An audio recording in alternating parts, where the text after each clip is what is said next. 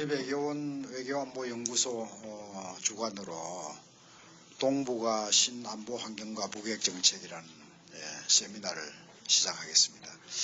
오늘 세미나는 세미나보다는 좀 워크숍 형태로 발표자들이 한 10분씩 또 토론자도 10분씩 하고 그 다음에 이 발표자 토론자 간에 토론을 한 20분 이렇게 한 다음에 플로어를 오픈해서 질문과 토의하는 식으로 하겠습니다. 그래서 목표는 목표를 일단 세우겠습니다. 목표는 달성도에 대해서 또 저는 체크하겠습니다만은 지금 미중 패권 경쟁 시대, 또 중국의 사드 반대, 한일 갈등, 또 문재인 정부 출범, 김정은의 건재함, 이런 그 속에서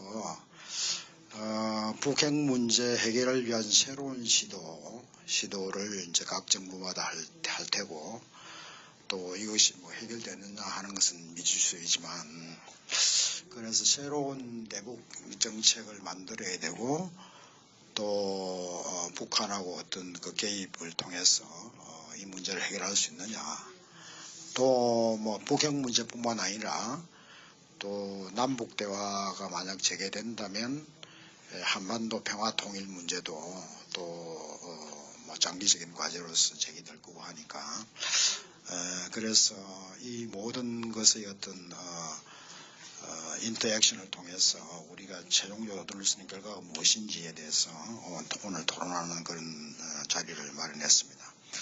발표자는 이 화두를 가지고 한 30년 동안 연구를 해오신 두 분이 발제를 먼저 하시고, 또 이보다 5년을 더 또 연구하신 분하고, 또 이보다 한 또 5년 적은 연구를 하신 분하고 이렇게 해서 하는 방식으로 하겠습니다. 그래서 전봉건 박사님과 박형종 박사님께서 일단 주제 발표를 한 10분간 이렇게 해주시기 바랍니다. 그럼 전봉건 박사님 부탁합니다.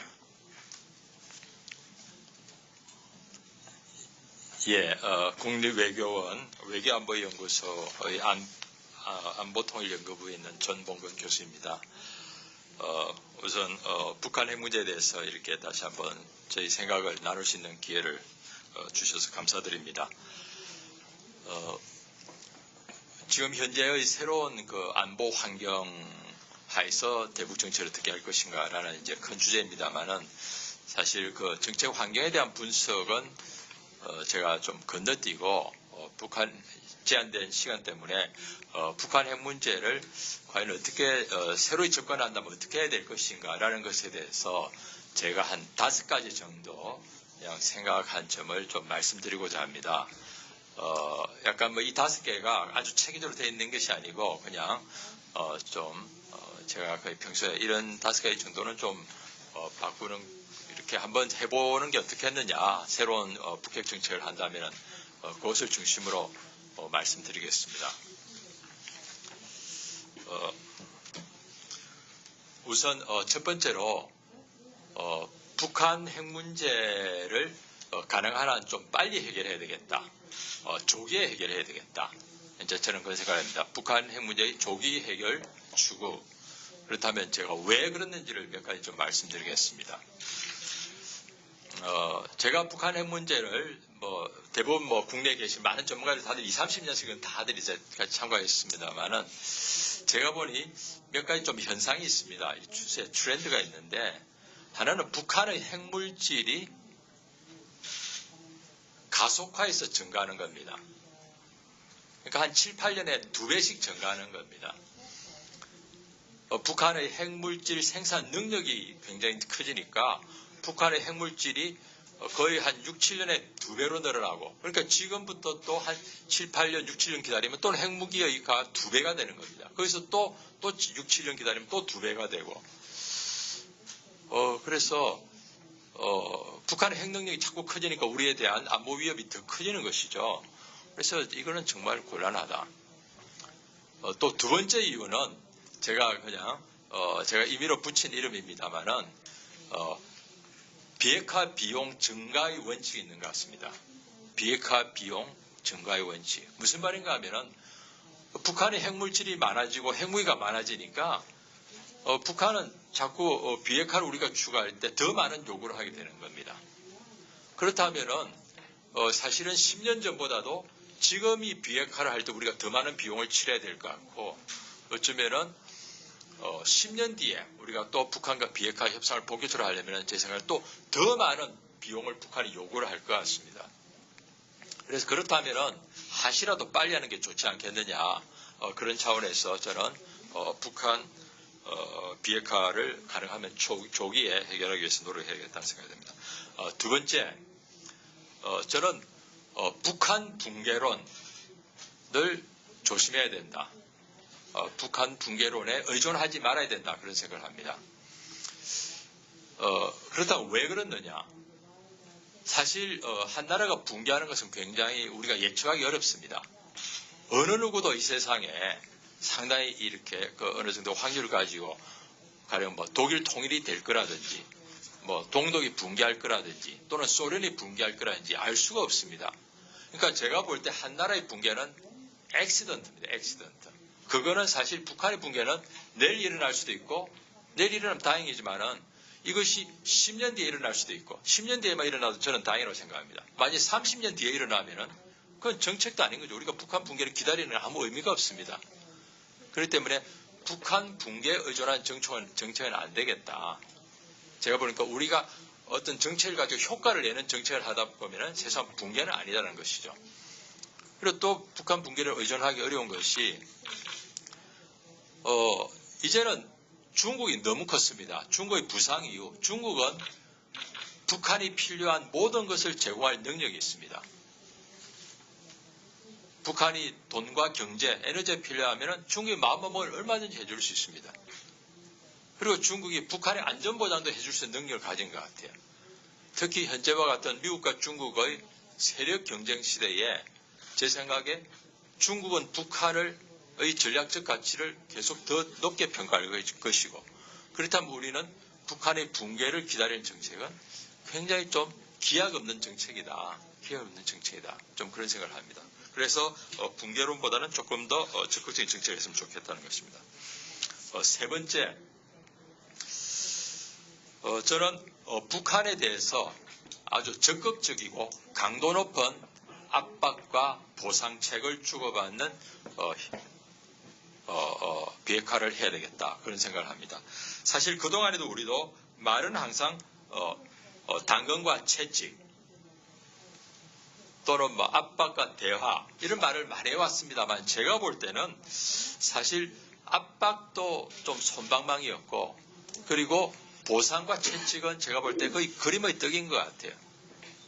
그러니까 손에 잡히지 않는 그림의 떡이니까 북한으로서는 압박은 실체로 다가오는데 남쪽에서 뭐 준다는 것은 굉장히 말로만 어른거리니까 북한으로서는 그것을 할 수 있는 동기가 굉장히 약했던 것 같습니다. 그래서 제가 볼 때는 앞으로는 이제 새로운 정부가 그렇게 이제 좀 하려고 우리 이제 전반적인 추세가 그렇게 나오고 있습니다만은 조금 더 빨리 했으면 좋았을 텐데 강한 망치, 해머와 아주 맛있는 스테이크를 같이 내놓고 북한을 좀 움직여야 되겠다. 그런 생각이 듭니다. 과거처럼 너 잘하면 뭐 앞으로 잘해줄게 이런 게 아니고 정말 아주 구체적인 좀 북한을 유인할 수 있는 프로그램을 줘야 되겠다. 그렇다면 스테이크가 뭐냐?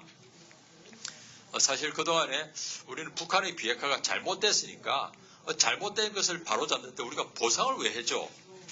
라는 마음을 가졌습니다. 사실 그런 게 너무나 인지상정이고 누구나 그렇게 생각합니다. 그렇지만은 북한의 핵무장이라는 것이 우리의 너무나 큰 안보 위협이 됐고 그리고 그것을 이대로 그냥 말로만 하는 것은 안 되니까 뭔가 보상을 할 수 없이 해야 되겠다는 것은 또 하나의 우리가 받아들일 수밖에 없는 현실인 것 같습니다. 그래서 그러한 이 북한의 핵을 없애는 대신에 우리도 가능하면은 북한이 정말 필요한 게 뭐냐, 북한이 왜 안 하느냐. 라는 것을 좀 더 파악을 해서 그것을 아주 구체적으로 좀 더 제공해주는 그 필요성이 있어야 되겠다.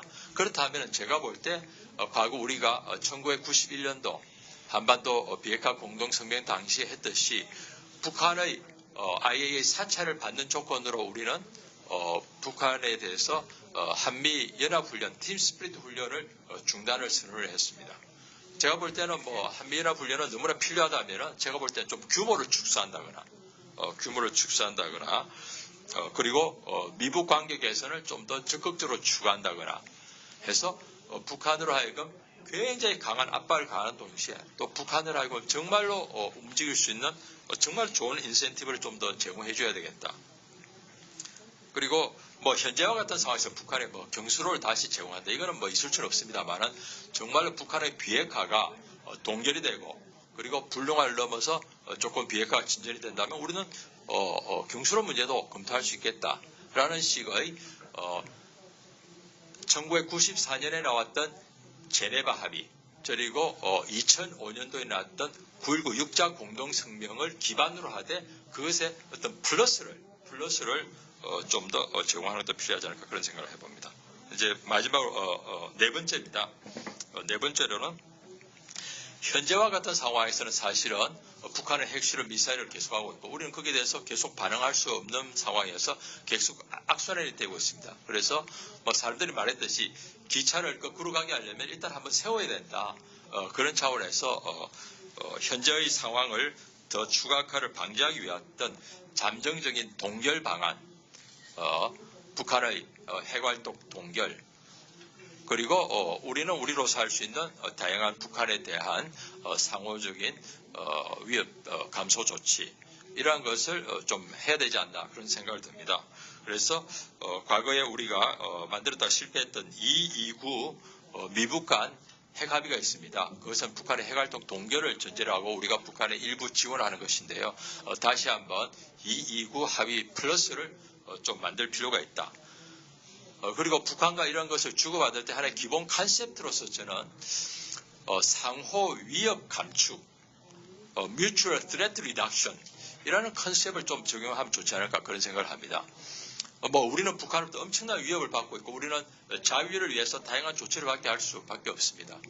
그렇지만 북한은 북한 나름대로 또 나름대로 자기의 체제가 워낙 취약하고 여러 가지 탈냉적의 체제 위기, 안보 위기가 있거든요. 그렇다면 북한이 느끼는 안보 위협을 좀 더 우리가 그것을 감수할 수 있는 방법도 찾아봐야 되지 않을까. 제 생각에는 미국이 이미 북한에 대해서 적대시 정책을 우리는 안 한다라든지 그리고 뭐 핵위협을 하지 않는다고 하는 것을 조금 더 강화시키는 재보장하는 그런 게 필요하지 않을까 생각을 합니다. 그렇다면 마지막입니다. 이제 다섯 번째로 마지막으로 그동안에 우리는 북한 핵 문제를 해결하기 위해서 북한 핵 문제를 하려면은 북한 핵 문제를 어떻게 하겠다는 그 해법, 솔루션이 있어야 됩니다. 그 비핵화 모델이 있어야 되는데 우리가 그동안에 북한 핵 문제를 해결하기 위해서 이렇게 다양한 아이디어를 냈던 것들이 보면은 제가 볼 때는 조금은 약했다. 왜냐하면은 1991년도에 아르헨티나와 브라질이 핵개발 경쟁을 하다가 중단을 하면서 서로 상호 간의 핵개발 중단을 위한 아바크라는 프로그램을 만들었습니다. 근데 그 아바크 프로그램을 그대로 들고 와서 한반도 비핵화 공동선언을 했어요. 근데 제가 볼 때는 겉모양 볼 때는 두 개가 비슷합니다. 그렇지만 아르헨티나, 브라질하고 여기가 전혀 달랐던 게 그 동네는 군사 정부가 핵개발 경쟁을 하다가 민간 정부가 들어오면서 핵개발 경쟁을 안 하기로 했거든요. 그렇다면 거기는 정권 교체가 있었던 겁니다. 그렇지만 우리는 북한에 정권 교체가 없었어요.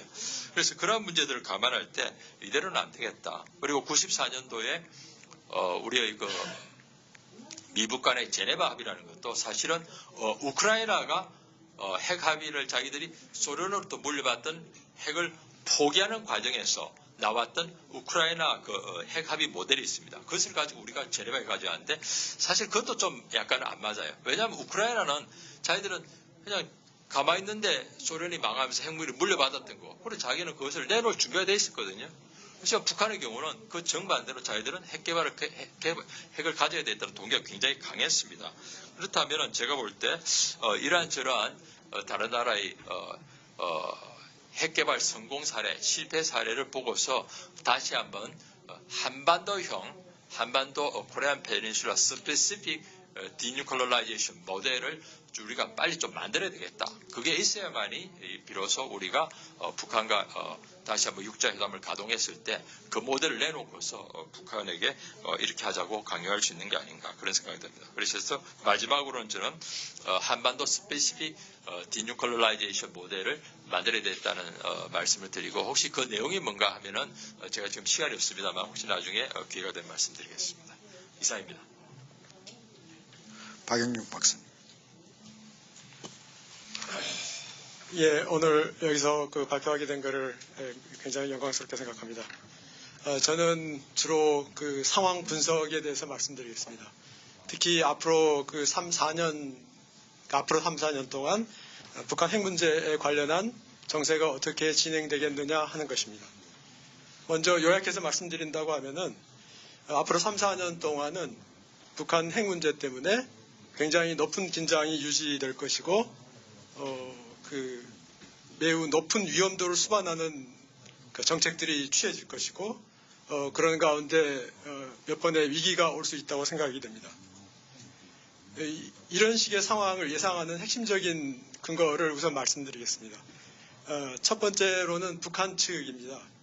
북한은 앞으로 3, 4년 동안 핵 미사일 능력을 완성하려고 할 것입니다. 가장 중요한 것은 대륙간 탄도 핵 미사일 능력을 완성하는 것입니다. 북한은 아마 어떠한 비용을 치르고서라도 이 목표를 완성하려고 할 것입니다. 반대로 미국은 아마도 어떠한 비용을 치르고서라도 북한이 이러한 목적을 달성하는 것을 저지하려고 노력할 것입니다. 미국의 입장에서는 미국 본토에 대한 핵 공격이 가능해지는 상황을 어떤 상황에서든지 막아야 됩니다. 그렇지 않으면은 미국 본토에 대해서 핵 공격이 가능해질 뿐만 아니라 동북아시아에서 그리고 전 세계적으로 미국의 위상이 현저하게 타격을 받을 것이라고 생각이 됩니다. 지금 현재까지 그러니까 이런 상황은 기본적으로는 2016년부터 시작이 됐습니다. 2016년부터 북한이 굉장히 다양한 종류의 미사일을 실험하고 있고 그리고 4차, 5차 핵실험을 했습니다. 그리고 아마 2017년에는 6차 핵실험을 하려다가 일단은 중지한 걸로 되어 있습니다. 2016년, 17년의 상황을 보면은 전통적으로 북한은 고위험 정책을 취해왔습니다. 그런데 2016년 또는 특히 2017년부터 달라진 것은 미국의 태도가 달라졌다고 하는 것입니다. 그러니까 미국도 북한에 대해서 고위험의 맞대응을 시작했다고 하는 겁니다. 그거는 북한이나 미국이나 이 3, 4년 동안에 걸린 이해관계라고 하는 거가 굉장히 크기 때문입니다. 북한은 좌절할 수 없는 거고 미국도 마찬가지로 좌절할 수 없는 상황입니다. 여기서 어느 한쪽이 좌절하는 경우에는 전략적으로 미국이나 북한이나 굉장히 큰 타격을 받아야 됩니다. 다음으로 앞으로 3, 4년 동안 북한이 어떤 행동을 취할 것인가에 대해서 말씀드리겠습니다. 아마 김정은은 앞으로 3, 4년 동안 자기가 무슨 일을 해야 되는지에 대해서 이 세상에 누구보다도 더 잘 알고 있을 것입니다. 그러니까 앞으로 김정은이 3, 4년 동안 해야 될 일이라고 하는 것은 굉장히 다양한 종류의 미사일 실험을 계속하는 것입니다. 그래서 3, 4년 내에 다양한 종류의 미사일 능력을 구비하는 것입니다. 특히 대륙간 탄도 핵 미사일 능력을 갖추는 것입니다. 그리고 김정은은 앞으로 3, 4년 동안 자기가 핵실험을 적어도 한 번이나 두 번은 더 해야 될 거라고 생각하고 있을 것입니다. 그러면은 김정은은 자기의 계획이 이렇다는 것을 알면은 자기가 이런 행동을 하면은 주변 국가들이 어떻게 대응할 것인가에 대해서도 아주 잘 알고 있을 것입니다.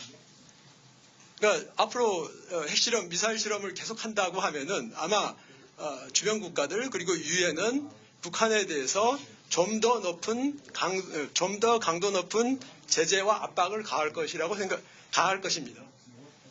누구보다도 김정은이 이 점을 잘 알고 있을 것입니다. 왜냐? 자기가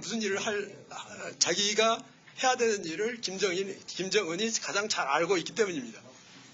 그러면은 김정은은 당연히 앞으로 3, 4년 동안은 굉장히 높은 긴장이 유지될 것이고 그리고 북한에게도 굉장히 위험스러운 상황이 닥칠 것이라는 것을 전제로 하면서 정책을 할 것입니다. 그리고 김정은이 또 가장 잘 알고 있는 것은 자기가 3, 4년 동안 이런 행동을 하더라도 북한 정권의 행동을 멈출 만한 또는 북한 정권의 안보를 치명적으로 위협할 만한 위협이 등장하지 않을 것이라고 하는 겁니다. 그러니까 이제까지 경험적으로 그렇습니다. 경험적으로 북한이 무슨 행동을 했든지 간에 그 행동을 멈출 만한 압력을 국제사회가 동원하는데 실패했습니다. 그렇기 때문에 김정은은 아마도 3, 4년 동안 핵미사일 실험을 계속 하더라도 국제사회는 자신을 멈출 수 없을 것이라고 생각할 겁니다. 그렇다고 하면은 자기의 행동을 멈춰야 될 이유도 없는 겁니다. 그냥 이런 행동을 취했을 때 얻는 그 이득이라고 하는 거가 중간에 멈췄을 때의 이득보다도 더 큰 겁니다. 그 다음으로 말씀드릴 수 있는 거는 북한의 기본적인 정책 노선이라고 하는 거는 한미의 정책 노선과는 독립적이라고 하는 겁니다. 즉 한국이나 미국이 북한에 대해서 협상을 하자고 제안을 하든지 아니면은 한국이나 미국이 북한을 압박하든지 그거와는 별개로 김정은은 핵미사일 실험을 계속 해왔고 앞으로도 할 거라고 하는 겁니다. 그 다음에 또 그 과거에 특히 2009년부터의 북한의 행동을 읽어보면은 북한의 행동은 일종의 선제적인 긴장 조성입니다. 선제적인 긴장 조성을 통해 가지고 협상의 가능성이 낮아지는 상황을 의도적으로 만들어내는 겁니다. 그러니까 예를 들어 가지고 2009년에 오바마 정부가 출범을 했을 때 2차 핵실험을 했습니다. 그리고 2013년에 박근혜 정부가 등장하기 직전에 3차 핵실험을 했습니다. 그 다음에 2016년에 보면은 미국에서 신정부가 등장하기 전에 4차, 5차 핵실험을 했고 2017년에는 6차 핵실험을 하려고 했었습니다. 이거를 보면은 북한이 말하는 거는 그러니까 선제적인 긴장 조성을 통해 가지고 협상을 하는 상황을 더 어렵게 만드는 거고 상대방이 북한에 대해서 강압적인 정책으로 나오도록 일종의 유도하는 거라고 생각할 수 있다고 봅니다. 그러니까 북한이 원하는 거는 자기들이 핵과 미사일 실험을 계속할 수 있도록 높은 수준의 긴장이 조성이 되는 거고 이거를 선제적으로 유도하고 있다고 생각이 됩니다. 그 다음으로 그러니까 기본적으로 북한은 앞으로 3, 4년 동안 협상에는 관심이 없을 거라고 생각이 됩니다. 기본적인 이유라고 하는 것은 꼭 북한뿐만 아니라 어느 나라도 마찬가지지만은 힘에서 밀리기 전에는 협상이 나오지 않습니다. 힘에서 밀리지 않는데 굳이 협상에 나와야 될 이유가 없는 겁니다. 그거는 북한뿐만 아니라 어느 나라도 마찬가지입니다. 그러니까 북한이 어떤 경우에 협상이 나왔느냐 하는 근거를 보면은 북한이 힘에서 밀렸을 때 나오는 겁니다.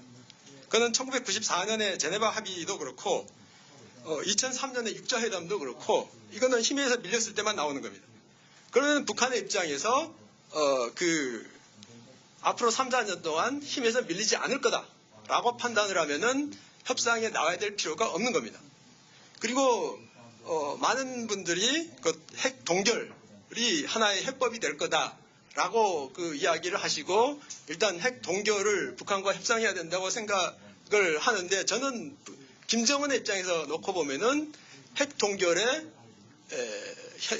협상에 나가야 될 필요가 없는 겁니다. 또는 한국이나 미국이 받아들일 만한 조건으로 핵 동결 협상에 나가야 될 이유가 없는 겁니다. 힘에서 밀리지 않기 때문입니다. 그러니까 북한을 협상에 나오려고 하면은 우리가 좋은 제안을 하는 것보다는 북한이 그 좋은 제안을 받도록 여러 가지 조건을 만들어 놓는 게 중요하다고 생각이 됩니다. 조건을 만드는 게 중요한데 그러니까 가장 중요한 것 중에 그 중에서 핵심 중에 하나는 한국과 미국이 정책적으로 대북 정책에 있어 가지고 그러니까 통일적인 정책을 취하는 게 핵심적으로 중요하다고 봅니다. 그러니까 한국의 대북 정책하고 미국의 대북 정책이 어긋나면은 결국에 한국의 대북 정책도 실패하고 미국의 대북 정책도 실패합니다. 그러니까 한국과 미국이 일단 힘을 모아야지 그 다음으로 중국을 움직일 수 있다고 생각이 됩니다. 그러니까 한국의 힘만으로 중국에 움직이려고 하는 그거는 실패가 예견된 일이라고 생각이 됩니다. 그러니까 한국과 미국이 먼저 그 힘을 모으고 그 다음에 그 힘으로 중국을 움직이는 거고 그래야지 그 북한이 움직여질 수 있다고 생각이 됩니다. 예, 이상입니다.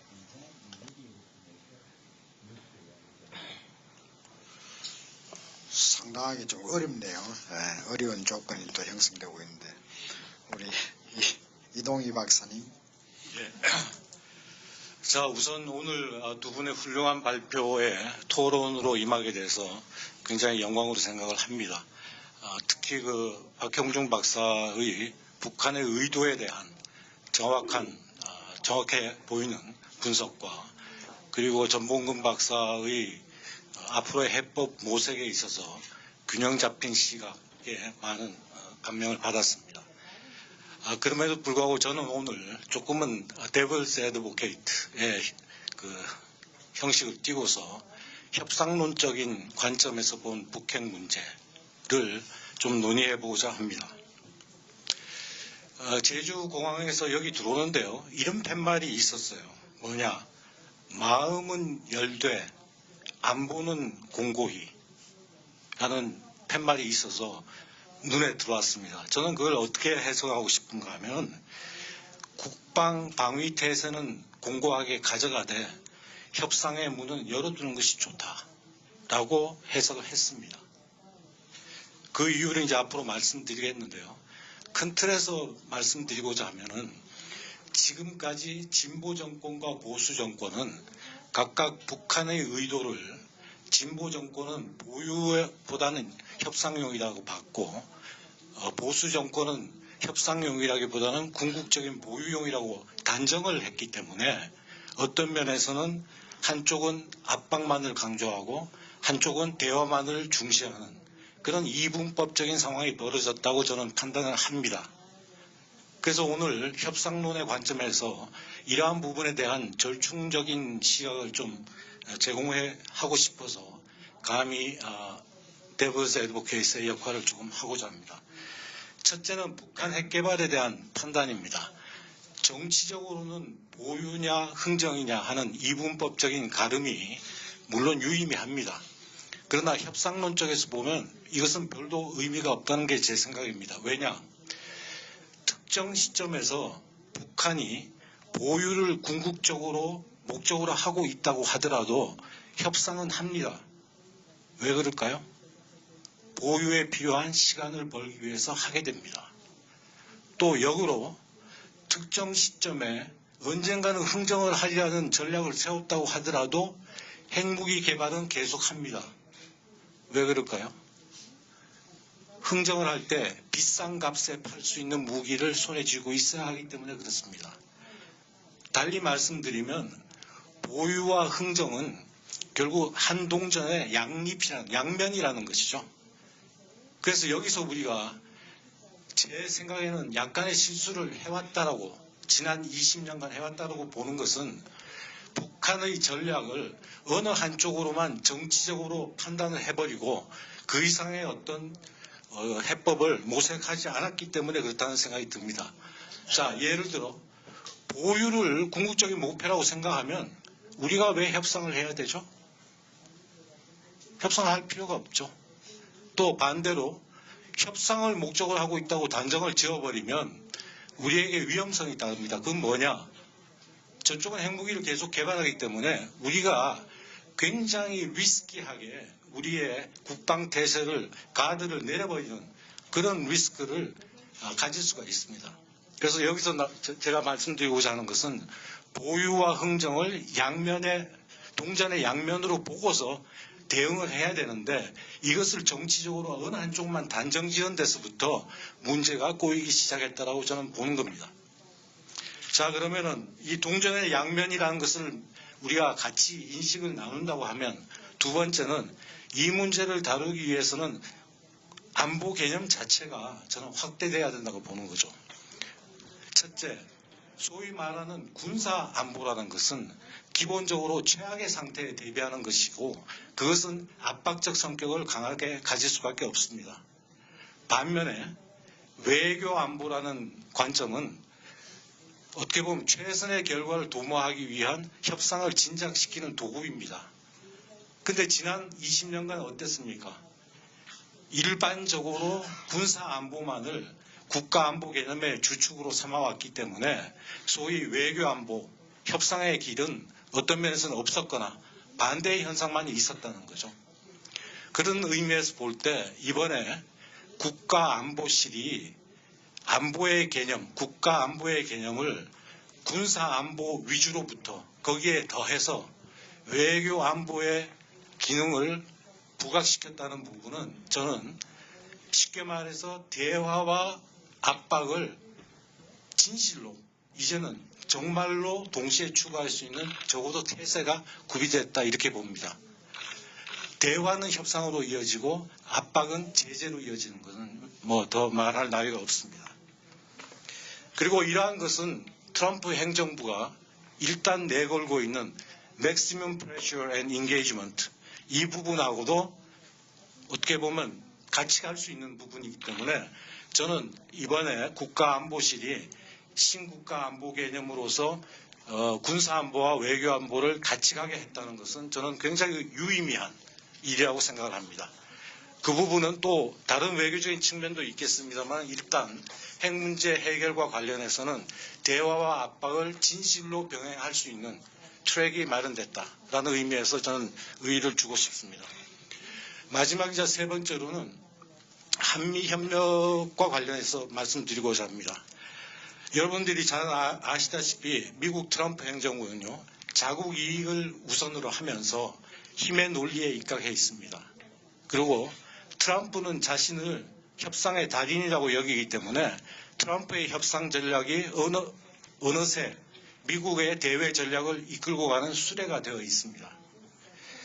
트럼프 협상 전략은 제가 정리해 본 바에 의하면 세 가지 특징을 갖습니다. 첫째는 불확실성입니다. 트럼프는 굉장히 크게 치고 나갑니다. 기선을 제압합니다. 그렇게 했을 때 본인은 다음 행로를 알기 때문에 자기한테는 확실한데 상대방에게는 이것이 굉장한 불확실성과 애매모호성으로 다가오게 됩니다. 두 번째 특징은 의외성입니다. 트럼프의 생각은 상당히 담대하고 광폭이기 때문에 그 안에서 자기가 다음에 내줄 수 있는 흥정물을 계산할 수 있습니다. 근데 상대방은 그 계산을 못하기 때문에 트럼프가 어느 날 A라고 이야기했다가 B라는 흥정물을 양보물을 내놓을 때 감사하게 생각하면서 받아들일 수밖에 없는 즉 행동의 반경이 그만큼 줄어들 수밖에 없다는 거죠. 그리고 세 번째는 이와 관련되어 있습니다만 트럼프식으로 협상을 하면요. 자연히 소위 협상력을 제고할 수 있는 Best Alternative Toward Negotiated Agreement, 베트나가 높아집니다. 그거는 협상을 안 하고 협상 밖에서 선택할 수 있는 선택지가 트럼프에게는 많아진다는 거예요. 그럼으로써 협상 안에서는 오히려 자기에게 유리한 선택지로 끊어진다는 겁니다. 즉 베트나를 강화할 수 있기 때문에 트럼프의 협상은 굉장히 공격적이 되는 거죠. 반면에 수세적인 입장에 몰리는 부분은 상대방이 수를 모르니까 갑자기 툭 하고 양보를 하면 아이고 고맙습니다 이렇게 된다는 거죠. 자, 여기서 저는 이러한 한미 관계의 과제를 한 가지 던지고 싶습니다. 지난 대선 과정에서 이렇게 보면요. 트럼프 대통령이 한마디씩 할 때마다 한미 동맹에 관해서 사드 비용 문제에 대해서 한미 FTA에 대해서 할 때마다 우리는 그저 정답을 주려고 굉장히 고심했습니다. 저는 이건 어리석다고 봅니다. 상대방이 뭔지를 모르게 다른 말로 이야기해서 우문적으로 던질 때는 우리도 우문적으로 대답을 해야 되는 겁니다.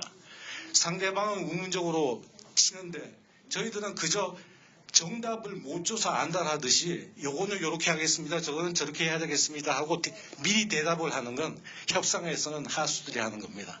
그래서 저는 우문으로 물을 때는 정답을 주지 마라. 그것이 저는 한미 앞으로의 외교 협상 과정에서의 해안이 됐으면 좋겠다는 생각을 합니다. 일단 여기서 마치겠습니다. 네, 감사합니다. 저는 워낙 발제문 받은 내용과는 좀 다른 말씀들을 하셨기 때문에 저도 제가 제출한 토론문과는 약간 다른 좀 말씀을 드리겠습니다. 여기에 계신 분들이 뭐 다는 아니지만 많은 분들이 두 가지의 제 생각에는 오해를 하고 계시는 게 있는 것 같습니다. 이제 오해의 첫 번째는 북한의 핵 개발 동기에 관한 오해가 있는 것 같습니다. 두 번째로는 북한의 핵무기가 위협이냐 아니냐 하는 문제에 대해서 또 오해가 좀 있는 것 같습니다. 두 번째 오해, 즉 북한 핵무기의 위협이 과연 위협인지 아닌지에 관해서 다들 다 위협이라고 생각하시겠죠. 제 생각을 좀 말씀드리면 북한의 ICBM은 서울을 타격할 수가 없습니다. 북한의 중거리 미사일도 서울을 타격할 수가 없습니다. 북한이 최근 5년, 10년 동안 추진해온 노력은 핵무기 개발 노력은 남한한테는 별로 큰 위협이 아니라고 생각이 됩니다. 근데 그렇게 생각하시지 않으시죠, 대부분요. 근데 저는 남한한테는 북한의 ICBM이 아니고 단거리 재래식 미사일이 더 큰 위협인데 그 위협은 수십 년 동안 존재했습니다. 수십 년은 아니죠. 80년대, 90년대 이후는 계속 존재했습니다. 그래서 한국은 최근에 북한 핵무기 개발 계획에 의해서 그렇게 크게 위협이 증가하지 않았고 이제부터는 북한의 중거리 미사일, 장거리 미사일 사정권에 드는 국가들, 즉 중국, 일본, 미국이 위협을 받게 되는 것이죠. 그래서 아마 중국이 그리고 미국이 전봉근 교수님께서 생각하시는 거와는 약간 다르게 미중 간의 협력 관계가 형성될 수 있다고 봅니다. 왜냐하면 둘 다 이제 북한 핵무기에 타깃이 됐기 때문이죠. 두 번째로는 북한 핵무기 개발 동기에 대한 제가 생각에 오해가 있다고 생각이 드는데요.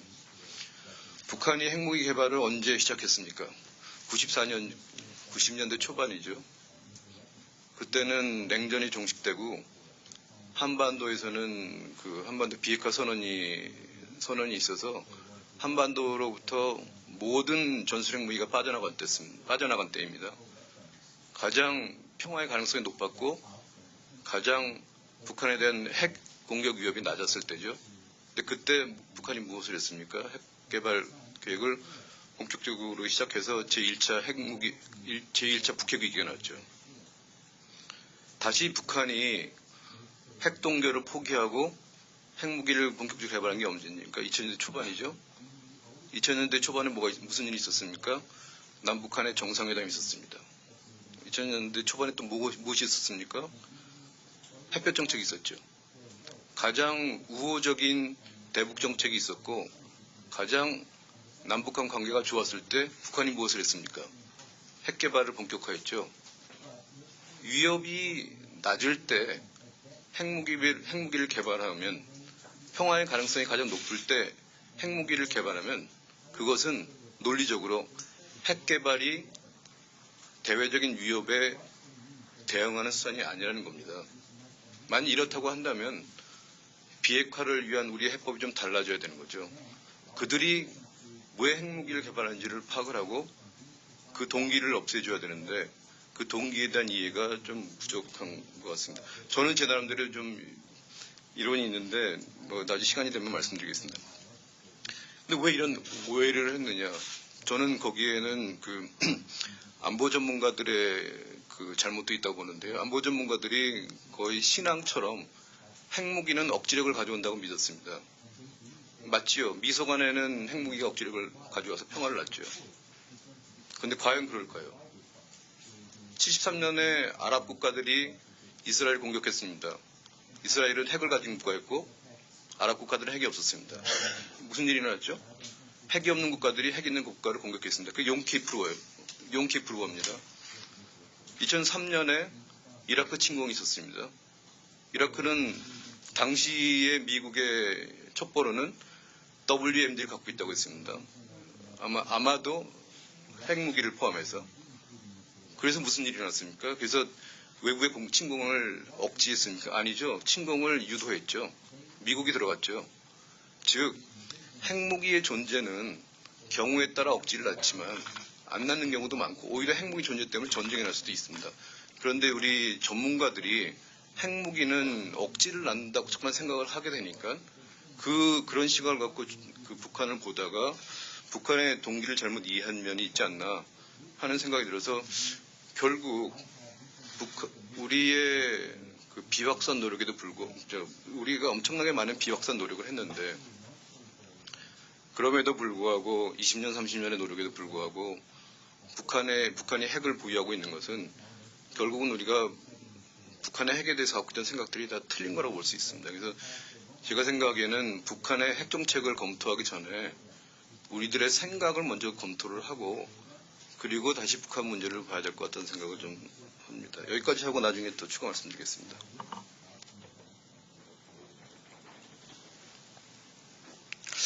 서울에서 평양을 보는 거하고 제주도에서 평양을 보는 거하고 상당히 다르구만요. 예. 그러면은 우리 발표와 토론이 끝났는데 우선 이렇게 해보겠습니다. 이 전봉근 박사님은 이 북한 핵 문제가 시간이 갈수록 심각하기 때문에 조기에 핵 문제를 해결해야 된다. 그래서 조기에 해결하기 위한 방법을 조금 말씀드렸었고요. 그런데 이제 박형중 박사님은 앞으로 3, 4년 동안에 핵 위협은 되게 커질 것이고 어떤 조기 해결이 더 어렵다. 조기 해결을 서두르면 사실 뭐 아무것도 성과가 없을 수 있다. 이렇게 약간 상반된 어떤 결론이 나왔는데요. 그러면서 이제 이 두 분의 토론자들은 북한 핵 개발의 동기라든지 또 뭐 협상이냐 제재냐 이 방법론에 대한 어떤 근본적 접근의 차이 뭐 이런 걸 하셨는데 일단 대화를 좀 모아보기 위해서 특히 이제 문재인 정부가 결국 3, 4년 동안에 어떤 북한 비핵화의 물꼬를 트야 되거든요. 또 트기 위해서 노력하겠다 그러고 또 뭐 한반도 평화의 획기적인 뭐 전환을 가져오겠다. 상당한 그 비책이 있는 것처럼 이렇게 이야기하는데 그러면은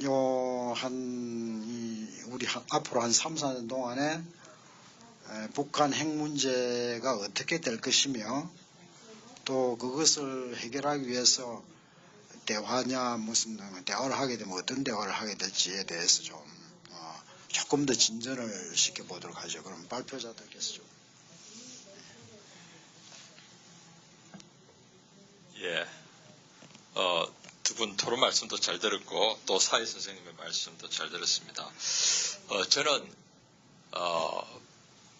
이제 박영준 박사님께서 북한의 핵 개발에 대한 자기 나름대로 프로그램이 있기 때문에 우리가 무엇을 하더라도 소용이 없을 것이다라는 말씀하셨는데 저는 굉장히 거의 한 90% 공감을 합니다. 그렇지만 그렇기 때문에 우리는 북한과 더욱더 인게이지를 해야 될 수밖에 없는 상황이라고 보는 이유입니다. 왜냐하면 저는 북한이 핵 개발을 더욱더 가속화할 거라고 보는 이유 두 가지가 있습니다.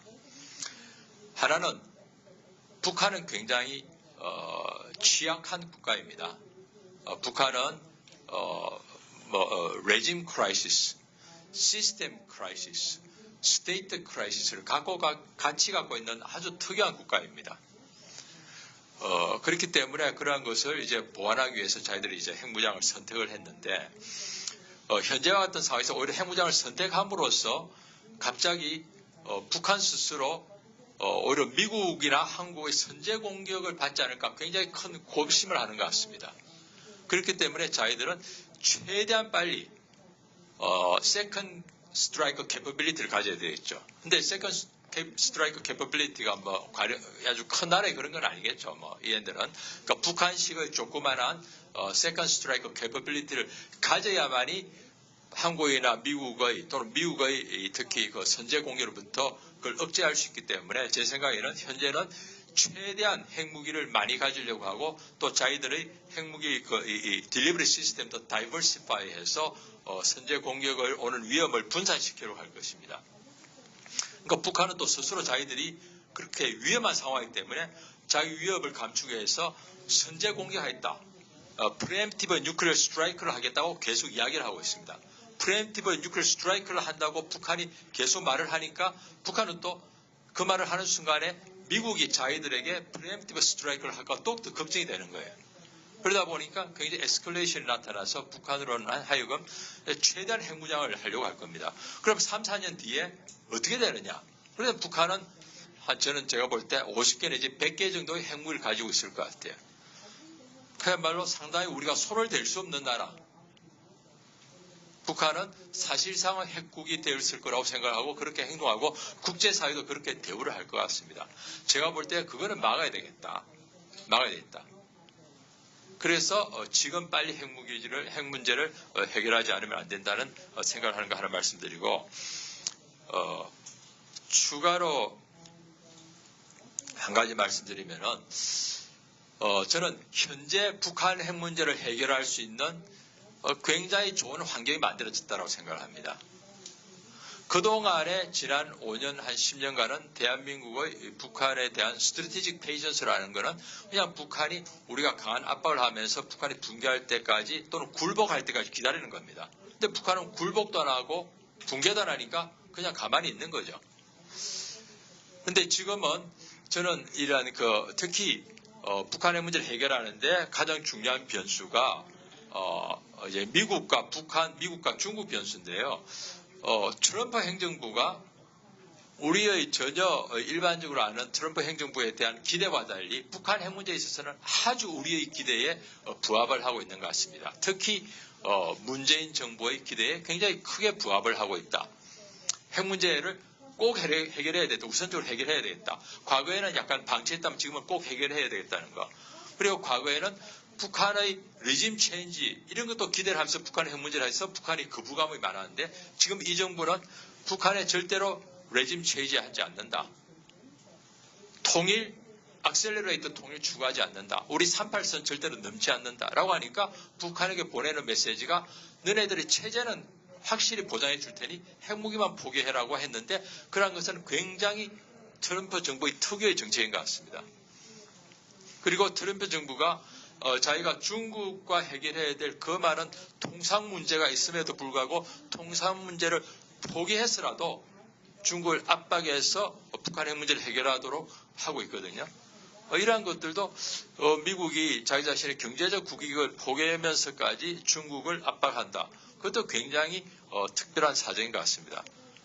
그래서 저는 현재와 같은 이러한 상황을 그런데 사실은 저는 이것이 그냥 accidental coincidence, accidental opportunity라고 봅니다. 이런 opportunity가 얼마나 오래 갈지, 얼마나 지속될지 사실 알 수가 없습니다. 그렇지만은 현재 제가 볼 때는 굉장히 좋은 북한 핵 문제를 maximum pressure와 maximum engagement를 통해서 해결할 수 있는 굉장히 좋은 기회이다. 그리고 우리 한국의 문재인 정부가 대화를 통한 핵 문제 해결을 주장하고 있는데 그와도 굉장히 매칭이 잘 되고 있다.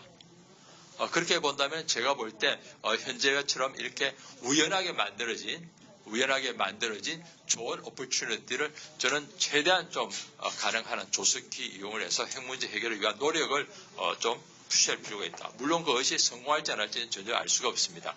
실패할 가능성도 굉장히 높습니다. 그렇지만은 가만히 기다리는 것, 아무것도 안 하고 가만히 기다리는 것보다는 제가 볼 때 핵 문제 해결의 가능성을 조금이라도 높이는 게 아닌가 그런 생각을 해봅니다. 그러면 이제 박영종 박사님, 우리 전봉건 박사님이 상황이 악화되는 것을 전제하고라도 지금 한미가 새로운 리더십에 의해서 북한이 좀 이렇게 북한을 유인할 만한 그런 여러 가지 정책적 이니셔티브도 있고 그래서 대화로 끌어낼 수도 있을 것이다. 뭐 이런 그 가능성도 두고 있는데 여기에 대해서 북한은 어떻게 반응을 할지 한번. 예, 북한의 입장에서는 일단은 그러니까 앞으로 3, 4년 계획이 아마 서 있을 거라고 봅니다. 그러니까 앞으로 3, 4년 동안 자기가 핵실험을 몇 번 정도 해야 되고 그 다음에 미사일 실험을 어떤 종류의 미사일을 몇 번 정도 실험해야 된다라고 하는 계획이 이미 서 있을 거라고 생각이 됩니다. 그리고 그 핵실험을 하는 가장 좋은 정치적인 기회가 언제인지 그리고 미사일 실험을 배치하고 배분하는 시점이 언제가 가장 좋을 것인지에 대해서 아마 고민하고 있을 거라고 생각이 됩니다. 그리고 그러면서 이제 북한은 상황이 전체적으로 자기가 이런 행동을 하면은 악화될 거라고 생각을 하면서 대외 정책을 어떻게 할 건지 군사 정책을 어떻게 할 건지 대내 정책을 어떻게 할 건지에 대해서 이미 계획을 가지고 있을 거라고 생각이 됩니다. 그러니까 과거 북한의 행동을 보면은 북한의 행동이 그러니까 대내외 정책이 어떤 특정한 시점에 한꺼번에 바뀝니다. 그러니까 2009년, 2012년 그리고 아마 2015, 16년이라고 생각이 됩니다. 그러니까 대내외 정책이 공개적으로 이야기는 않지만은 동시에 바뀌는 경우가 많습니다.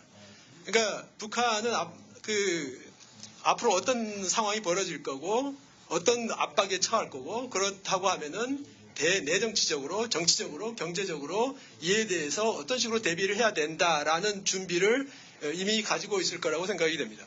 그러니까 기본적으로는 자기가 하는 행동을 그냥 계속하겠다라고 하는 거가 될 것 같고, 이제 한국의 달라진 태도에 대해서는 저는 북한의 입장에서는 한국이 제공할 수 있는, 한국과 흥정할 수 있는 거래 품목이 뭐냐라고 하는 걸 생각해 볼 거라고 생각이 됩니다. 그러니까 한국하고 거래를 해가지고 과연 진지하게 거래해가지고 뭘 얻을 수 있을까 하는 건데 아마 첫 번째로 요구하는 거는 한국이 어떻게 미국의 정책을 바꿀 수 있을 건지, 그러니까 한국을 통하면은 미국의 정책을 바꿀 수 있을 건지, 또는 한국이 북한에 대해서 경제적인 지원을 그러니까 획기적으로 증가시킬 수 있을 건지라고 하는 것들을 생각해 볼 거라고 생각할 거라고 생각합니다.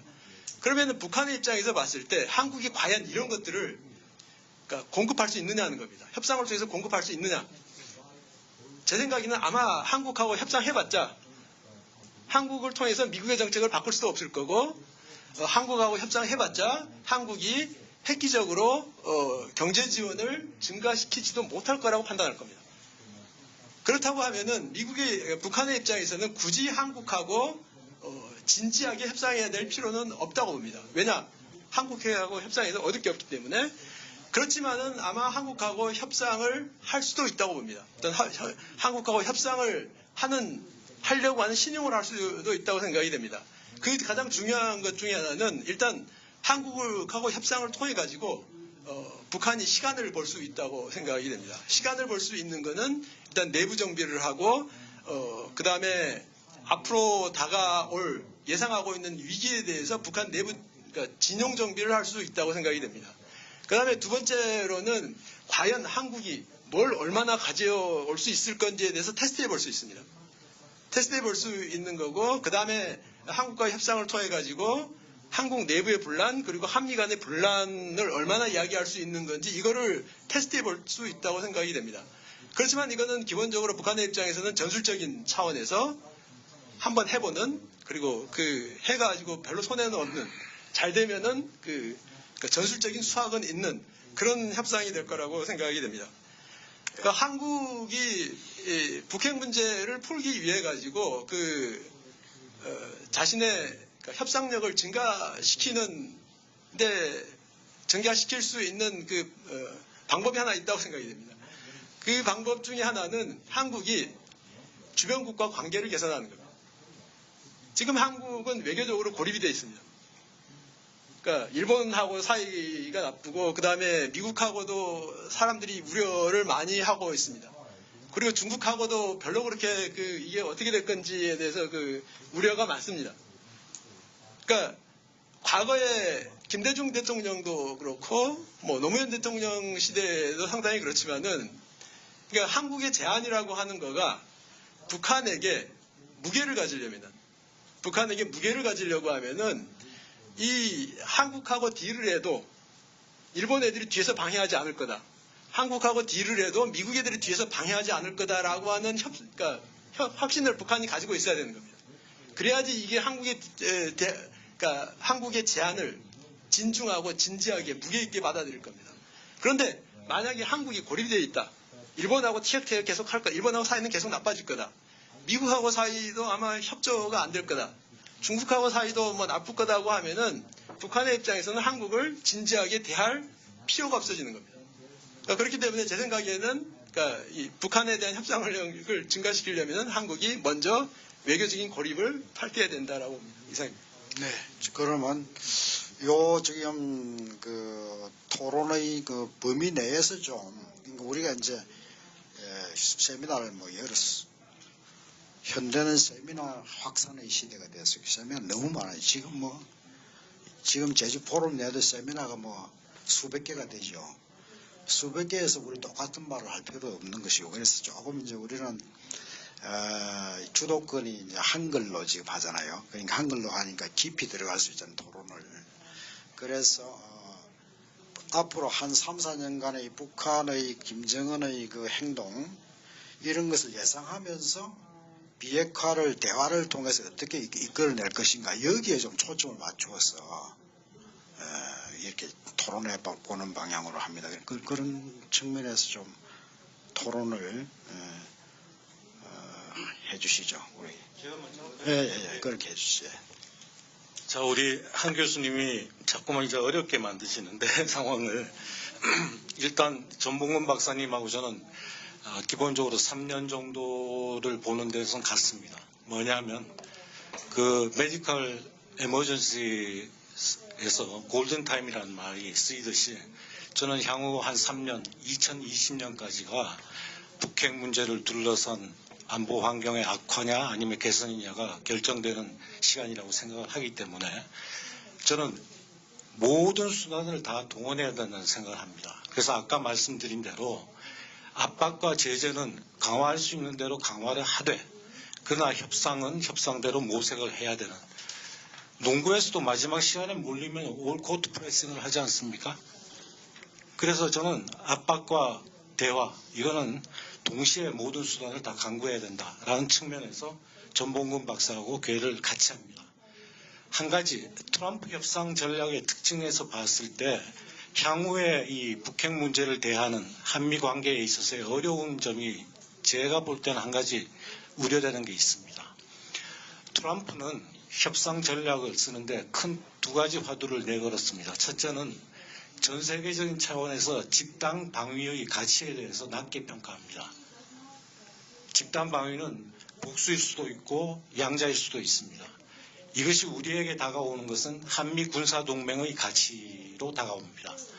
두 번째는 자유무역을 거의 버리다시피 하는 언지를 합니다. 그 부분은 한국에게 한미 FTA의 재협상 문제를 던집니다. 그래서 한편으로는 트럼프의 협상 전략이 국제 질서의 양대 축인 자유무역과 집단 방위를 흔들게 되고 한국에게는 한미 FTA의 개정 문제와 그리고 한미 군사동맹의 가치에 대한 의구심 문제로 나타나게 됩니다. 지금 이 시점에서 제가 드리고자 하는 말씀은 한미 동맹을 이렇게 카드화했다는 것이 저는 위험하다고 보는 거죠. 왜냐?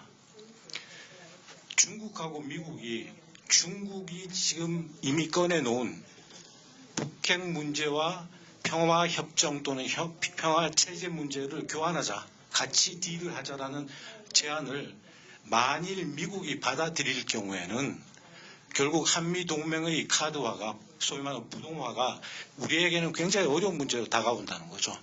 여러분들이 아시다시피 지금까지 평화협정에 대해서 한미가 이구동성으로 안 된다라고 한 가장 큰 이유는 자칫 잘못하면 한미 동맹이 와해될 수 있는 그 계기가 되기 때문에 그런 것은 안 된다라고 이야기를 해왔습니다.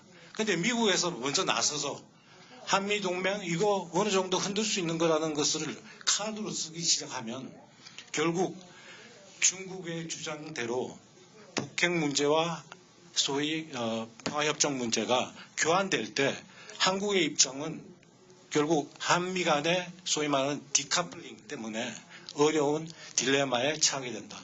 저는 그 문재인 행정부가 앞으로 협상의 이야기가 나오면 나올수록 결국은 이러한 딜레마에 빠지게 될 것이기 때문에 미리 대비하는 것이 중요하겠다. 거기까지 하고요. 좀 중장기적인 또 이야기는 나중에 또 하겠습니다. 예. 네, 전 향후 단기적 향후 2, 3년 아니면 3, 4년간의 상황이 어떻게 전개될 것이냐는 이제 두 가지를 봐야 될 것 같습니다. 첫째는 이제 북한이 어떻게 행동할 것이냐, 두 번째는 우리가 북한에 대해서 어떻게 행동할 것이냐. 첫 번째 이제 북한이 어떻게 행동할 것이냐에 대해서는 이제 북한의 속마음을 알아야 되는데 우리는 잘 모르기 때문에 참 대답하기가 어렵습니다. 근데 아까 이제 전봉근 교수님께서는 북한의 행동을 결정하는 주요한 요인 중에 하나로 제2차 공격 능력, 즉 핵 보복 능력을 확보하려는 그런 그 필요성이 크게 작용할 거라고 말씀하셨습니다.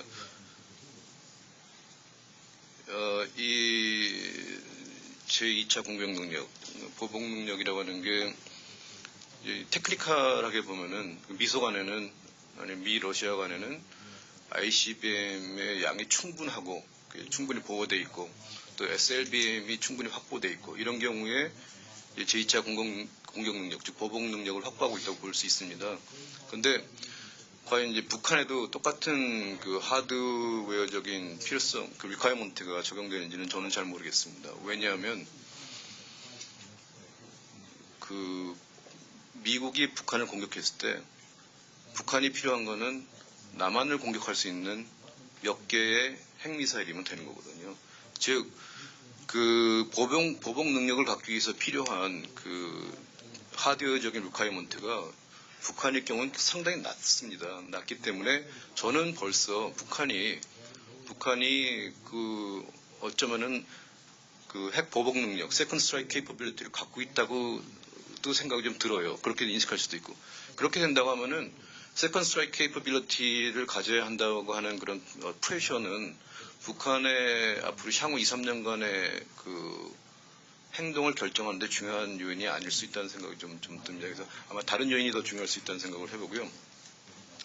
나머지 국가들이 북한에 대해서 어떻게 대응할 것이냐. 저는 거기에 대해서는 이동희 교수님께서 말씀하신 디커플링 현상이 많이 생겨날 것 같습니다. 이제 아까 초대 말씀드린 것처럼 북한의 ICBM은 서울을 칠 수가 없습니다. 북한의 IRBM은 또 서울을 칠 수가 없고요. 이런 무기들은 다 중국과 일본과 미국을 공격하는 무기가 된 거거든요. 한국은 그런 상황에서 별로 추가적인 위협감을 못 느끼고 있기 때문에 아마 그 국제 공조에서 약간씩 빠져나오려고 하는 그런 위협 인식이 같질 않아요.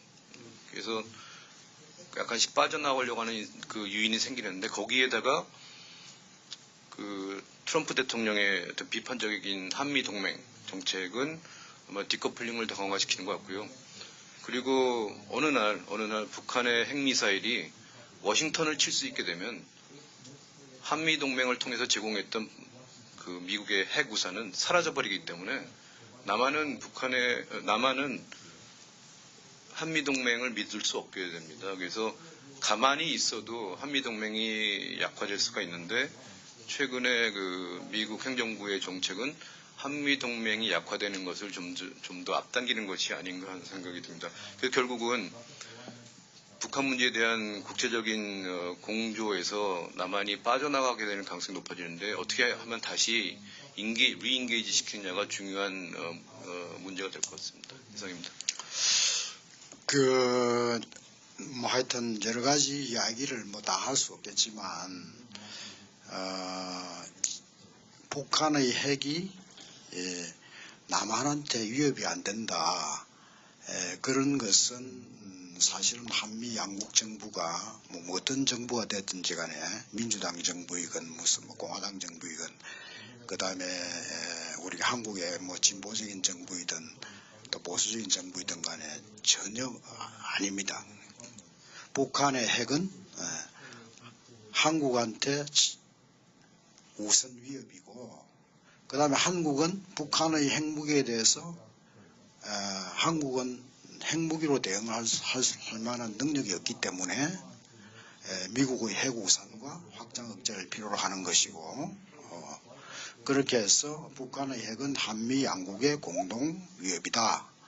이런 인식이 그동안에 존재해왔고 한미 동맹의 존재 이유이기도 합니다. 그러니까 그것을 벗어나가지고 오늘 뭐 회의가 제한되어 있기 때문에 그것은 그게 아닌가 아닌가 하는 것은 다른 세미나에서 하기로 하고 오늘은 일단은 기본적 가정 한미동맹의 기본적 가정이 뭐냐 하면은 북한의 핵 위협은 핵과 미사일은 한국과 미국에게 위협이다.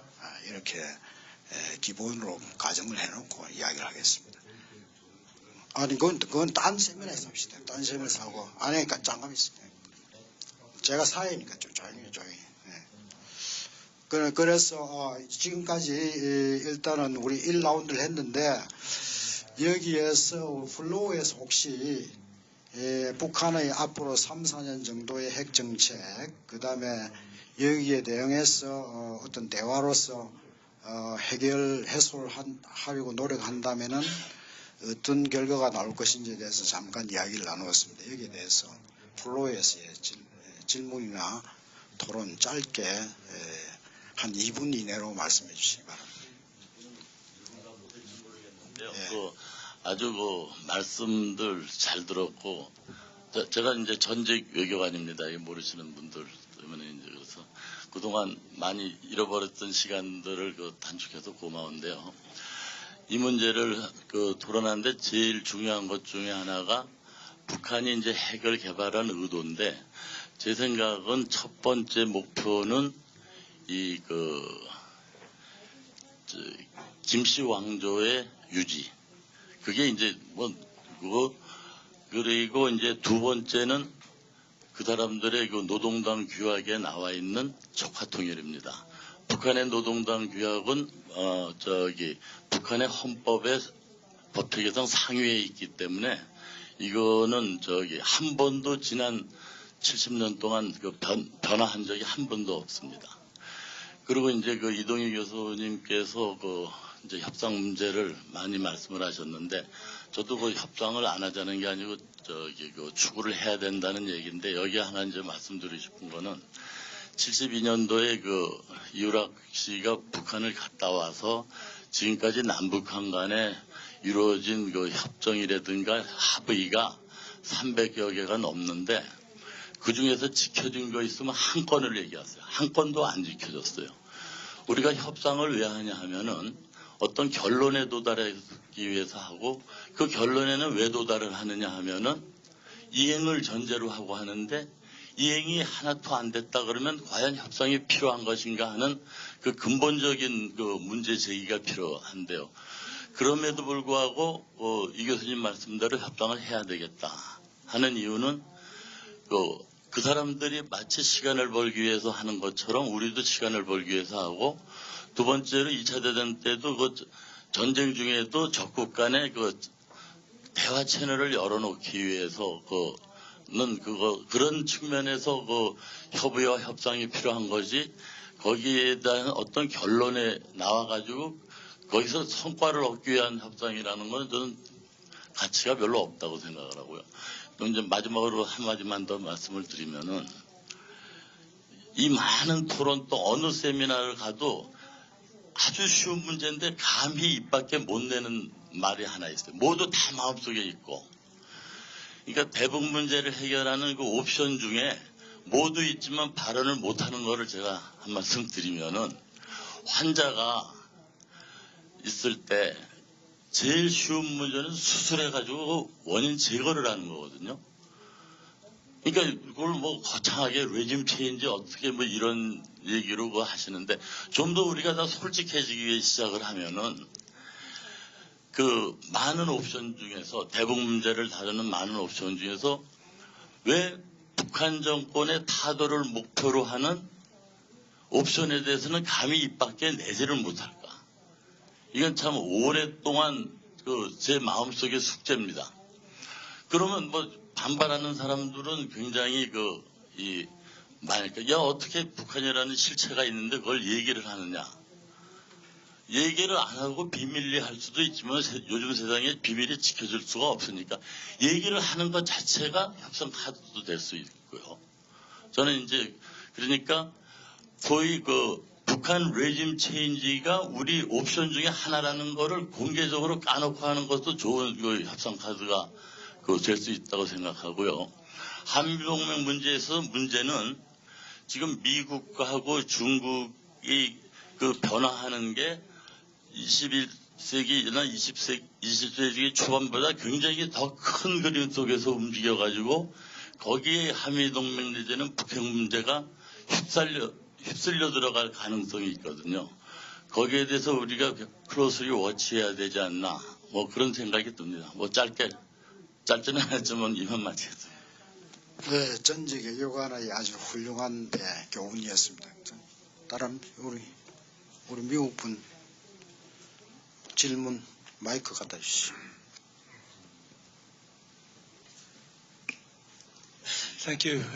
My name is Jan Grevstad. I'm the Norwegian ambassador to Seoul and also to North Korea, actually.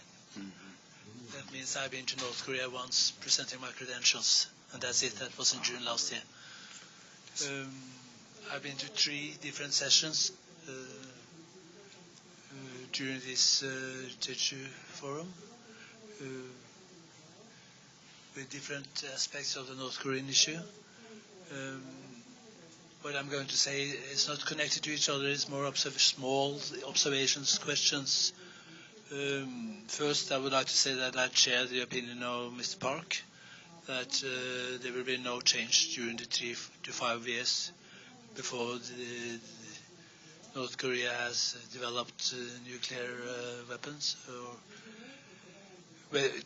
How to accept that among the other countries, that's difficult to say, but in a way that has to be accepted in one stage that they have developed such a level, and that is a departure of a new development, so to say. But I said there is no connections between my different statements. What I find a little bit problematic is that everybody is talking about how to solve the new North Korean issue. That was stated by Mr. Moon Jae-in very quickly, that he wants to solve the issue. I think it's very difficult or dangerous in a way to say that you are going to solve such a question. You will not solve it. You might be able to improve the situation, but it's not only semantic. It's really important not to use the word how to solve it. You won't solve it.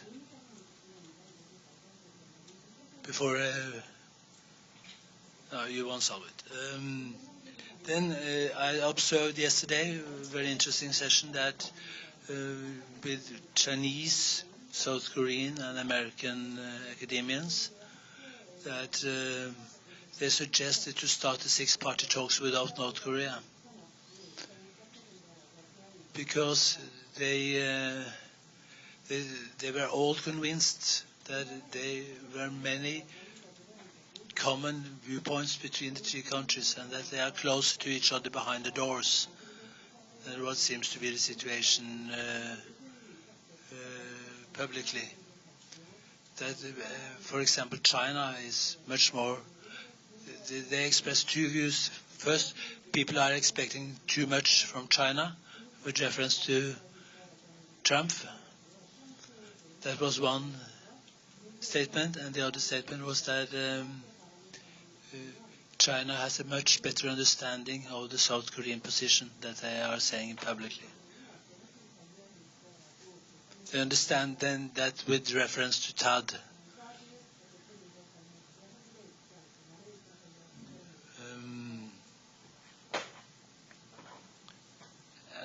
And then I think it would have been more interesting to hear the panel elaborate a little bit more about the motive of Kim Jong-un. What is his motives? Because I think my personal opinion is that it's quite simple: to survive, period. And you mentioned, Mr. Han, that why did he start this project in 1994, if I understood you correctly, because at that time there should be no reason to start a nuclear program. Maybe precisely because that in a situation where you don't have confrontations, then he might come into trouble with his own population. When I was there, I was convinced that he's dependent on confrontation to survive. So that's why the rhetoric is so extremely important to him. So as I said, my intervention will be without connections, with only small observations and questions. Thank you. Ambassador.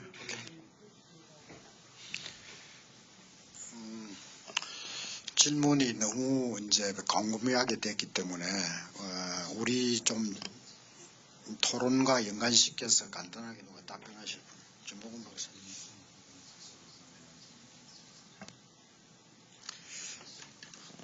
제가 그냥 간단히 말씀을 드리겠습니다. 우선 북한의 그 붕괴 문제인데요.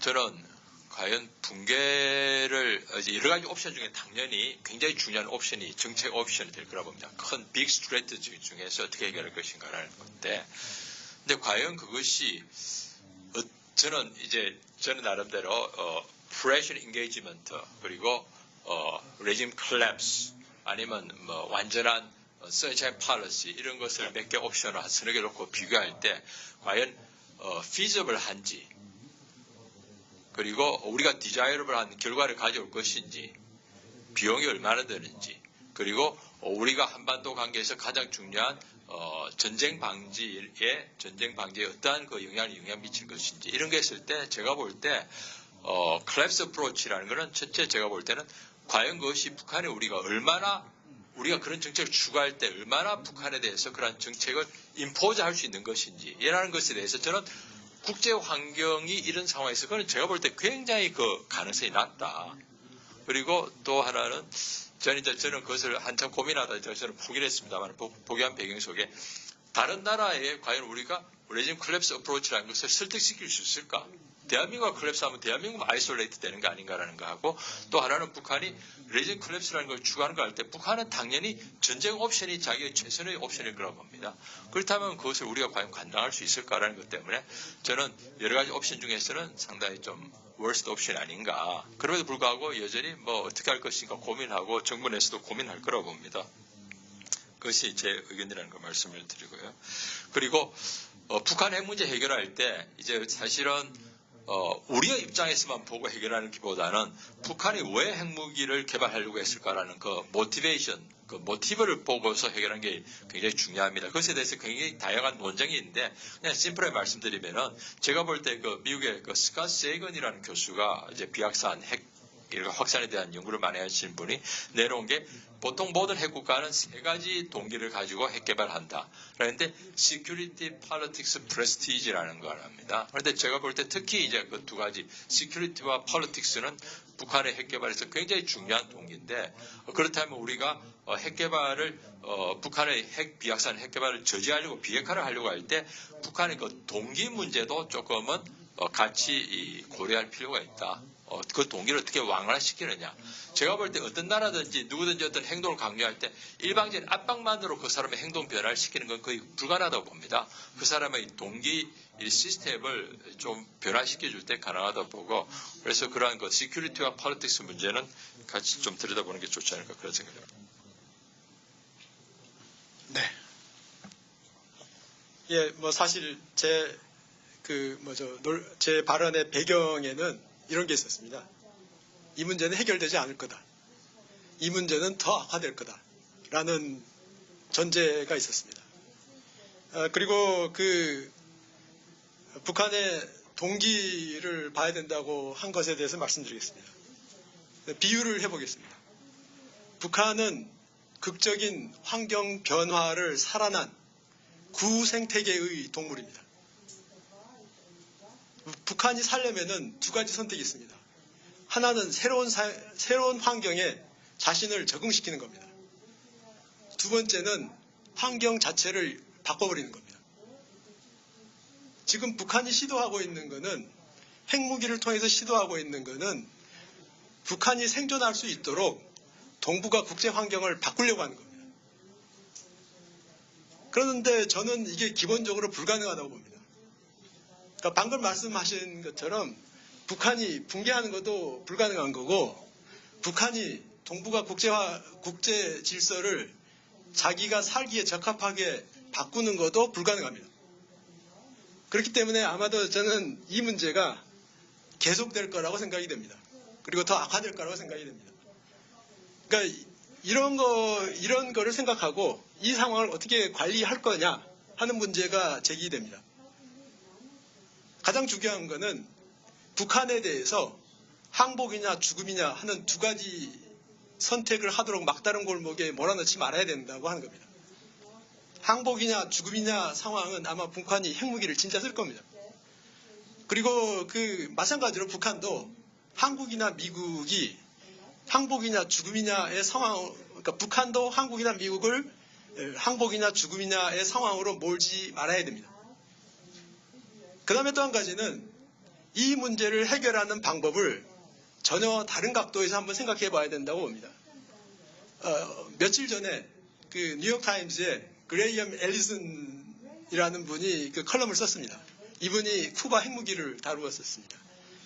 그분의 핵심적인 주장이라고 하는 것은 결국에 통일 한국, 일단 중국은 통일 한국을 허용하는 거고 미국은 통일 한국이 미중 간에 중립화되는 것을 허용해야 된다라는 식으로 이야기를 하셨습니다.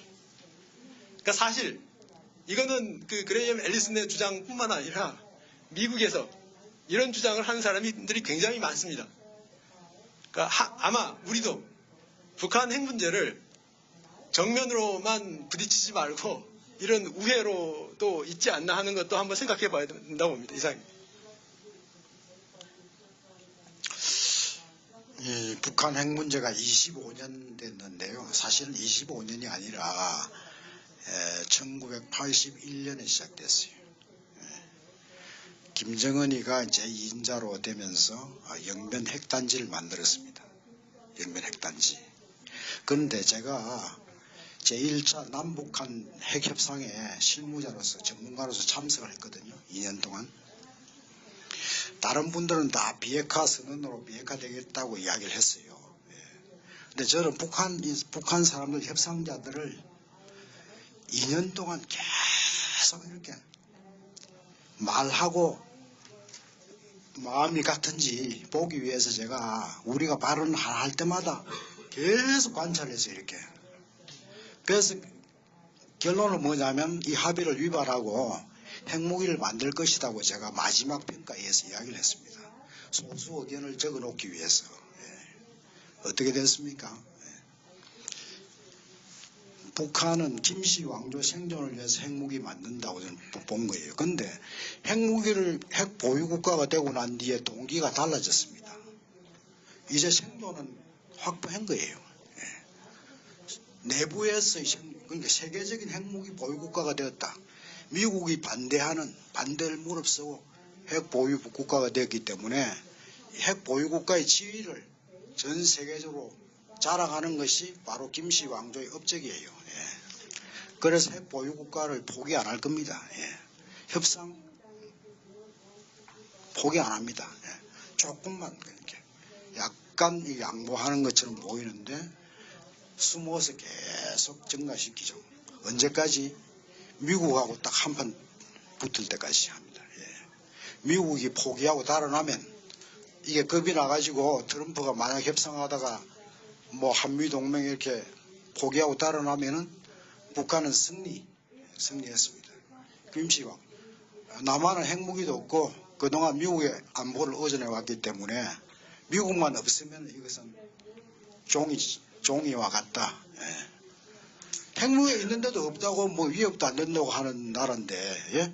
미국 떠나고 나면은 미국은 위협이라고 하는데 우리는 위협 아니라고 하는 사람이 많지 않습니까? 그 떠나고 나면 핵으로 그냥 통일했다 이렇게 보는 거죠. 예. 그래서 그런 저는 생각을 하고 있습니다. 저는 뭐 노동신문도 엄청 읽어보고 북한사람 직접 대화도 해보고, 예. 뭐 그런 결론인데, 그래서 그러면 최소한 25년 된 문제인데 어떤 사람이 나타나서 내가 해결할 수 있다라고 하면은, 예, 그것은 infeasible, unrealistic입니다. unrealistic. 예. 그럼 뭐 기껏 할 수 있는 건 뭐냐면 미국의 크리스토프 힐 대사가 이야기했듯이 내가 핵 문제를 맡았을 때에 하고 내가 핵 문제를 이제 마치고 다른 포지션으로 갔을 때하고 비교해 보면은 조금 그 눈에 보이는 위험 정도가 약간 낮아졌다. 예. 김정은은 분명히 알고 있죠. 우리 남한의 혹은 뭐 미국의 대통령 임기가 4년, 5년, 8년입니다. 예. 그 기간 동안만 이렇게 뭘 받으면서 조용히 하면서, 예, 또 핵무기 계속 개발하는 거예요. 예.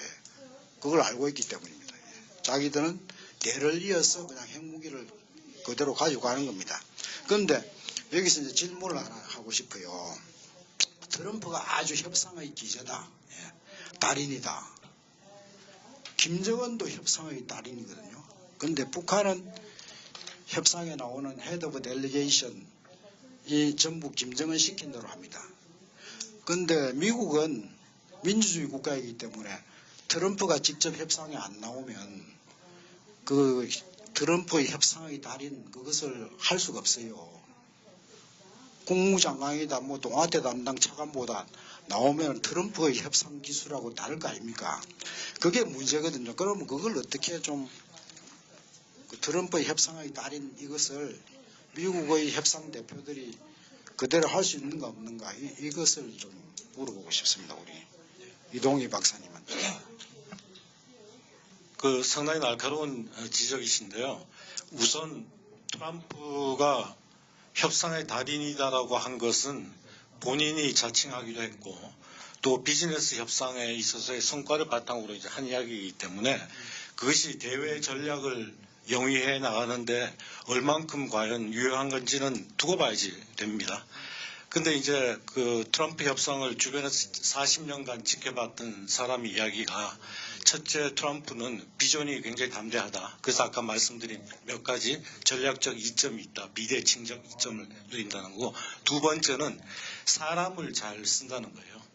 사람을 잘 써서 자기는 크게만 질러놓고 밑에 일들은 다 상당히 뭐 유능한 사람들이 한다는 건데요. 지금 한 박사 퀘스천을 던지시는 거는 그런 사람이 있느냐는 거죠. 국무부나 국방성에 그런 사람들이 있느냐는 건데 뭐 상식적으로는 트럼프를 따라갈 만한 그런 그 받쳐줄 사람은 없어 보여요.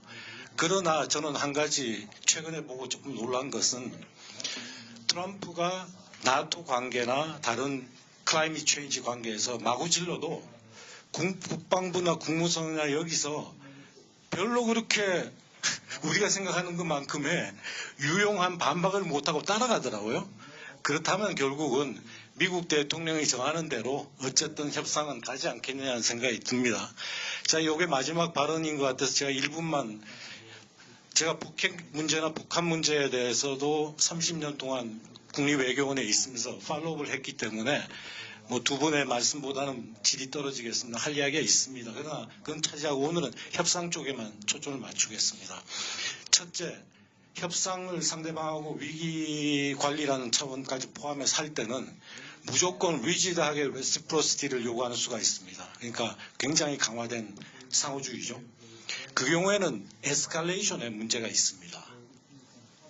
너무 리지드하게 레시프로시티를 주장하면 그거는 크라이시스가 에스컬레이트 됩니다. 반대로 유니레터럴리 컨세션을 해버리면 문제는 해결되는데 국내에서 정치적 압력을 이겨낼 수가 없습니다. 그게 바로 김대중 행정부가 겪었던 부분입니다. 그래서 기본적으로 관료나 정치적인 특성으로 볼 때 결국은 이 두 가지의 절충점인 컨디셔널 레시프로시티가 결국은 솔루션일 수밖에 없는 거죠. 그러면 컨디셔널 레시프로시티가 되려면 결국은 한편으로는 제재를 하고 압박을 하면서 한편으로는 협상의 문을 여는 투트랙 어프로치밖에는 그 문을 열고 갈 수 있는 길은 없다라는 생각이 들고요. 마지막에 우리 김중근 대사님 말씀하신 부분 저는 풀리 바이합니다. 저도 북한하고 어떤 문제가 해결되리라는 기대하에서 협상을 하기보다는 오히려 시간을 벌고 변화를 기다리면서 위기 상황을 피할 수 있는 그 방편으로 협상을 해야 된다라는 쪽에 있습니다. 개인적으로. 자, 아까 그 박형중 박사님이 북한은 북핵 정책이 변화가 안 될 텐데, 그러나 한미 간의 어떤 한미가 이렇게 같은 입장을 가지고, 이 힘의 우위에서 힘의 논리로 이렇게 할 때, 그래도 대화의 어떤 타결의 가능성이 좀 커진다. 이런 이야기를 했는데, 그러면 전봉근 박사님, 지금 앞으로 한 4년 동안 이 대화 재개 노력이 있을 텐데, 그러면 한미 간의 입장 조율을 어떻게, 누가 먼저 나가고 누가 뒤에 가고 이런 거 할 때에 말이지, 어떻게 해야 되겠는지 좀 한번. 네, 10초만 말씀드리겠습니다. 좀 많이 이야기했습니다. 지금 시간이 제가 볼 때는 한미 중 한 나라만이라도 빠지면은 저는 북한을 움직일 수 있는 가능성이 굉장히 떨어진다고 봅니다. 가령 남북 간의 대화가 잘 되는데 미중이 옆에 있다 이러면 저는 절대로 그 문제 해결이 없고요. 북미 간에 그랬을 때 중국이 빠질 수도 안 되고, 그래서 그러기 위해서는 제가 아까 말씀드린 대로 한 두 가지에 대한 한미중 간에 좀 합의가 있어야 되겠다. 그래서 첫째는 우선 긴급하게 현재의 활동을 동결하는 상황을 어떻게 유도할 것인가라는 것에 대한 한미중 간의 합의가 있어야 되겠고, 그 다음에는 근데 동결은 절대로 문제 해결이 아닙니다. 그래서 약간 시간을 약간 버는 거죠. 약간 숨통을 트는 겁니다.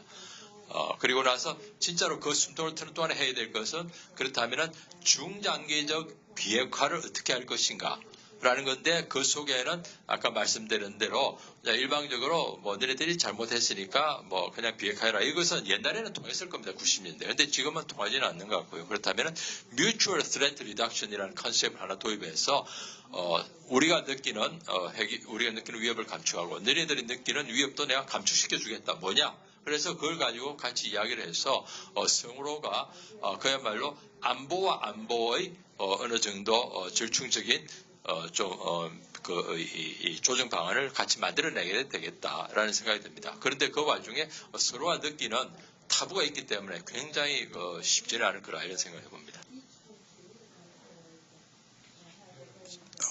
시간이 거의 끝났기 때문에 결론을 맺을 수밖에 없습니다.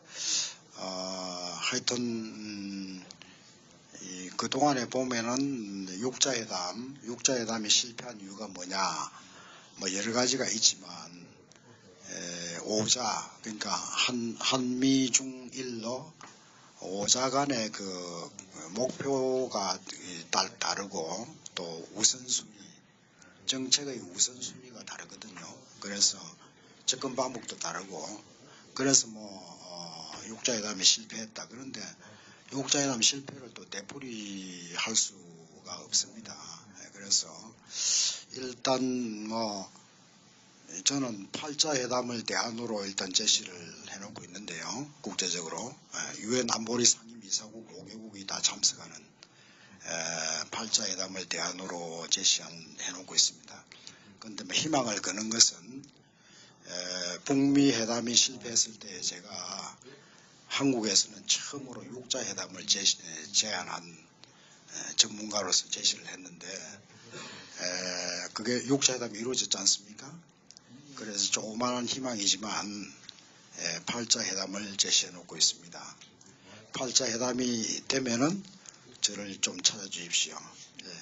근데 하여튼 간에 근데 회담을 통해서 해결되려면 됐겠죠. 그런데 그래서 이것은 25년 햇볕 정책 하는 사람들은 25년 된 문제라 그러고, 또 25년에서 2년이 더 흘렀어요. 그러니까 27년 된 문제입니다. 근데 이게 한순간에 해결될 수가 없어요. 그러니까